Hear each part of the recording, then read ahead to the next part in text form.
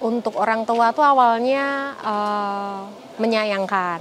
Awalnya menyayangkan, kamu ngapain tak sekolahin tinggi-tinggi S1, lulusan psikologi, wes enak, dapat kerjaan HRD, gajian tanggal berapa tuh juga pasti, jumlahnya berapa, kok malah keluar ngopeni duit receh, istilahnya gitu. Iya. Nah, mungkin kan orang tua belum tahu ya, maksudnya kalau duit receh ini ditenani pun bakal jadi sesuatu yang melebihi gaji saya yang sekarang. Saya mikirnya gitu. Terus saya cuma mengingatkan sama orang tua, selama kita kerja itu ikhlas dan niatnya itu menolong orang banyak, bisa bermanfaat buat orang banyak, insya Allah tuh Gusti Allah juga pasti ngasih jalan yang lebih banyak buat rezeki. Akhirnya tak buktiin, 1 bulan pertama saya jualan itu, pendapatan saya sudah 4 kali gaji saya di Indofood sebelumnya. Habis ini Mbak? Wih, baru saja habis ya Mbak ya? Iya. Rame banget ini Mbak. Buset dah. Ini udah matang nih airnya. Terus kemana ini Mbak? Agak panas, tak pindah dulu sini. Sini. Nah, ini udah habis pol tau. Udah habis pol ya, bikin lagi kan? Ini buat lagi. Godok lagi. Rebus lagi. Godok ya. Godok, rebus sama aja Mbak. Ini panci yang keberapa nih Mbak? Ini panci keempat. Keempat ya? Iya.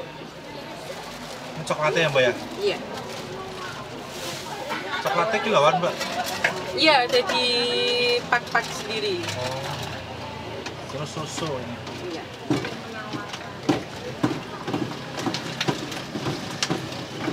Sambil ngaduk ya Mbak ya? Biar larut. Sebenarnya mah airnya udah mateng ya Mbak ya? Iya, sebenarnya udah matang. Tinggal Terus susu kental manis? Iya.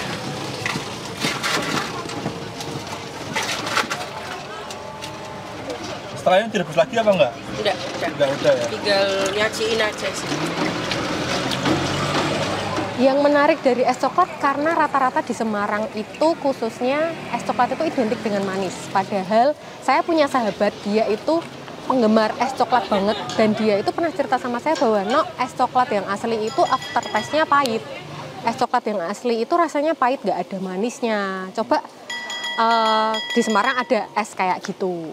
Dari situ aku kepikiran, pernah baca salah satu kutipan, ketika kamu pengen mempunyai suatu usaha yang bisa long last dan tidak hilang ditelan waktu, kamu harus punya ciri khas. Nah, dari situlah saya mikir, saya gabungin pendapat sahabat saya sama di Semarang belum ada seperti itu, sama kutipan tadi. Akhirnya ya udahlah, mungkin nyoba yang baru di Semarang belum ada. Dan 3 varian roti tadi kan juga belum pernah ada.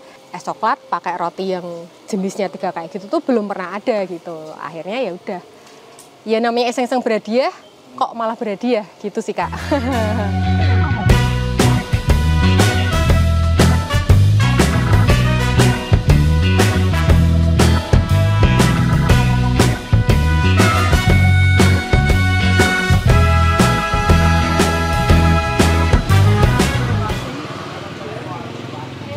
Ini saking ngantrinya yang bikin langsung banyak Mbak ya, sekalian ya? Iya, sekalian. Oh, itu tuh. Buka dari jam 1 sampai Kadang jam 1 itu baru buka, udah ditungguin. buka langsung rame ya Mbak ya? Alhamdulillah. Awalnya modalnya kalau buat galvalum sama bahan-bahan pembuatan coklat itu sekitar 10 juta. Terus kalau sama sewa tempat 13-an lah. Itu balik dalam berapa lama? 3 hari. Pulang jualan, input kan ke Excel, pendapatan, pengeluaran dan sebagainya. Loh, kok nominalnya sama yang tak keluarin kok udah klop, bersih loh itu Mas. Iya. Nah akhirnya saya bilang sama Mas Leo, nama suami saya, terus sampai nangis tuh habis sholat Isya, saya ingat banget, terus bilang, Mas kok Mas balik 3 hari toh, itu sampai benar-benar nangis, sampai nangisnya tuh bukan karena sedih tuh enggak, tapi kayak bisa ya gitu. Wong awalnya cuman, dulu tuh niatnya cuman sehari dapat bersih 200 tuh udah lumayan lah.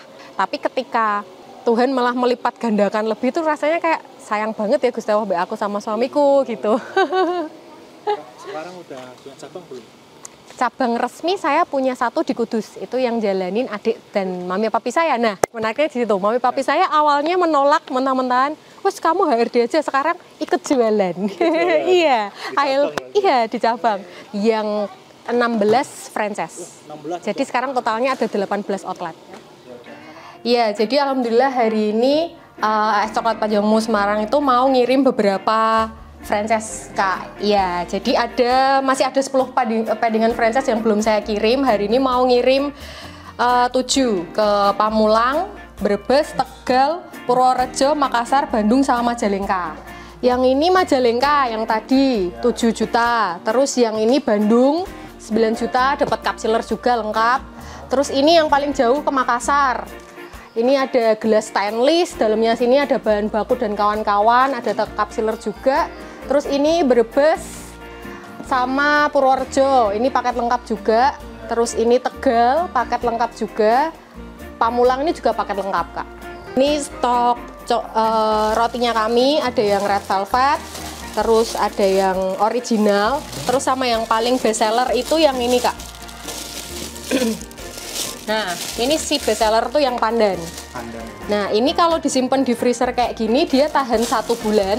Tapi kalau cuman di suhu ruang seperti ini, itu tahan sampai 7 hari. Ya, ini itu stok coklatnya. Ini tadi. Ini Kak, kelebihan coklatnya ini apa nih? Ini coklatnya 100% dari petani kakao asli Indonesia. Nah, ini jadi nggak ada campuran gula apapun, nggak ada. Ini 100% murni banget. Makanya aftertaste-nya pahit. Ini tadi penuh nih, tapi udah dibagi-bagi sama teman-teman yang franchise. Dari awal kita nikah itu memang masalah penghasilan itu lebih tinggi saya. Cuman saya itu selalu menerapkan bahwa setinggi apapun jabatan kamu di perusahaan, sebanyak apapun gaji kamu di perusahaan, ketika kamu balik ke rumah, ya kamu statusnya adalah di bawah suamimu. Jadi saya tidak pernah mempunyai pikiran untuk, aku harus jauh lebih tinggi daripada suamiku, itu enggak. Walaupun ini alhamdulillah hasil dari jualan es coklat itu, kalau sama gaji suami saya berarti 4 kalinya. 4 kalinya. Tapi saya nggak pernah merendahkan atau mungkin enggak, karena prinsip hidup saya itu cuman ingin bermanfaat bagi banyak orang, Mas. Saya dari SMP itu pengen punya panti wirida sendiri.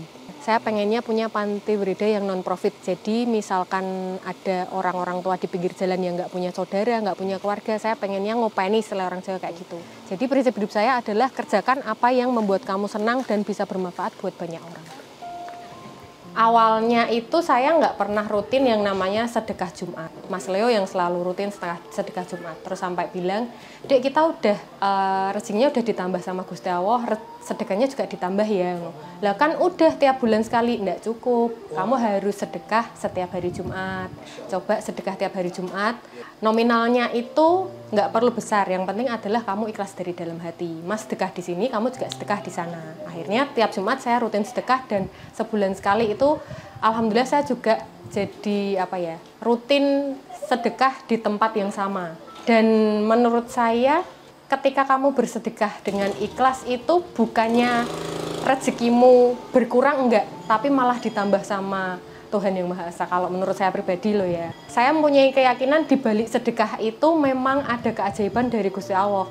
2,5% harta kita itu kan memang bukan punya kita. Nah, ketika kita itu ngekip 2,5% itu sendiri, itu malah bakal jadi bumerang buat kita. Tapi ketika kita memang ikhlas memberikan kepada orang yang memang membutuhkan, itu akan berbalik lipat ganda ke kita.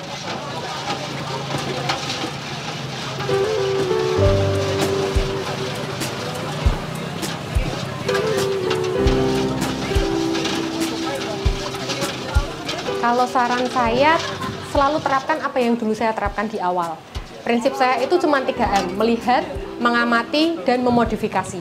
Jadi ketika kamu melihat sesuatu hal yang menurut teman-teman itu menarik, silakan dilihat beberapa waktu, diamati benar-benar kok bisa seperti ini gimana, kok bisa seperti ini gimana, dianalisa kenapa suatu usaha ini kok bisa sukses.